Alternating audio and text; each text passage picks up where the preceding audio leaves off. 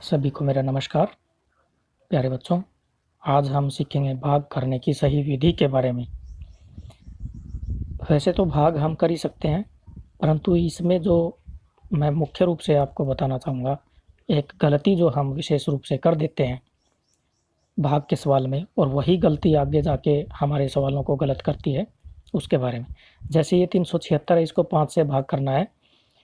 अब इसमें इकाई के स्थान पर 6, दहाई के स्थान पर 7 और सैकड़े के स्थान पर 3 है।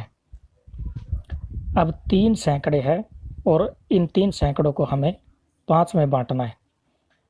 मान लीजिए 3 100 के नोट है और उन्हें 5 में बांटना हो तो यह संभव नहीं हो पाएगा।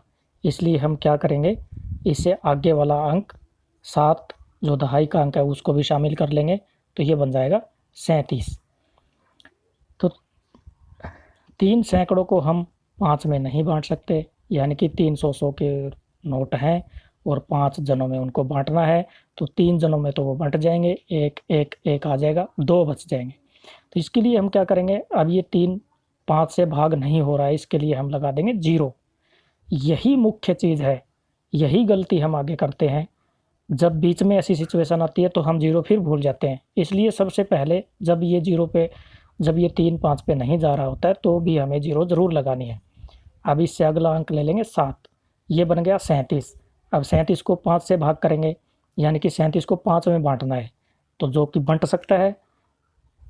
इसके लिए हम, या तो आपको 5 का पहाड़ा याद है तो ठीक है, अगर याद नहीं है तो इस पहाड़े को अपने दाईं तरफ लिख लीजिए। ये हमने पहाड़ा लिख लिया है 5 का। अब 37 से जहाँ सबसे नज़दीक कम आ रहा है, जैसे 37 के सबसे नज़दीक और 37 से कम जो है वो 35 है। 5 सत्ता 35, 5 सत्ता 35, तो ये चला जाएगा 7 पर। ये आप देख रहे हो इसमें।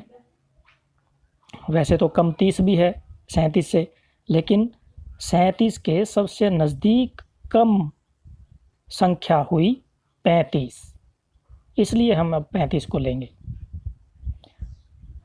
तो हम यहाँ लगा देंगे 35 और जो कि 7 पे गया, 5 सत्ता 35। अब 37 में से 35 को माइनस करेंगे, ये बच जाएगा 2। 7 में से 5 गया 2, 3 में से 3 गया 0। अब ऊपर से उतारेंगे 6 को, जो 6 बच गया उसको हम 2 के साथ में ले आएंगे, तो ये बन जाएगा 26। अब 26 को 5 में बांटना है, ठीक वैसे ही पहाड़ा लिख लेंगे 26 से कम तक या 26 से एक ज़्यादा तक 30, 5 छक्का 30, और 26 से सबसे नज़दीक जो कम पड़ता है 5 के पहाड़े में वो आता है 25। कम इसलिए लेते हैं क्योंकि 26 के नीचे लिख करके हमें उसमें से घटाना होता है, इसलिए। और 26 में से 25 को अब कम कर देंगे, ये गया 5 5 25।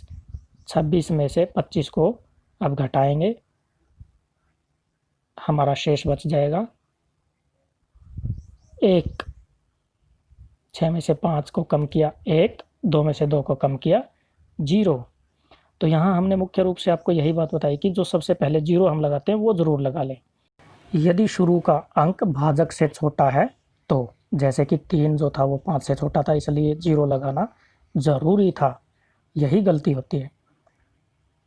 अब जिससे हमने भाग किया 5 से वो भाजक था, जिसको भाग किया 376 को वो भाज्य कहलाता है, और जो उत्तर आया वो हमारा भागफल कहलाता है, और जो शेष बचा जो 1 था वो शेष या शेषफल कहलाता है। कई बार इनमें भी कन्फ्यूज़न होता है कि कौन सा भाज्य है कौन सा भाजक है, तो ये भी आप अच्छे से इसको याद कर लीजिए। कई बार प्रतियोगी परीक्षा में भी यह प्रश्न पूछा जाता है कि इसमें से भाजक कौन सा है, भाज्य कौन सा है, भागफल कौन सा होता है और शेष या शेषफल कौन सा है। ऐसे ही आप और भी सवालों का अभ्यास करो। धन्यवाद।